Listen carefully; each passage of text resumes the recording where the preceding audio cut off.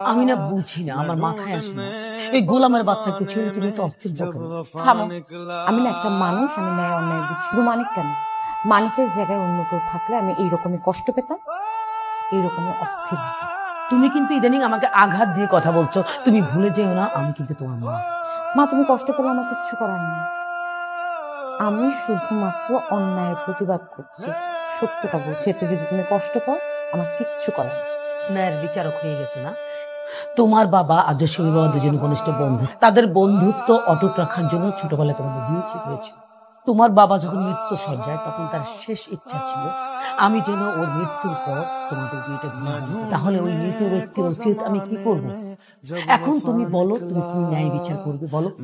মা শোনো, আমি তো একবারও বলিনি যে আমি জসিমকে বিয়ে করবো না। আমি খালি বলছি আমি বিয়ে করার জন্য এই মুহূর্তে প্রস্তুত না, আমাকে আরেকটু সময় দাও, আমার আরেকটু সময় লাগবে।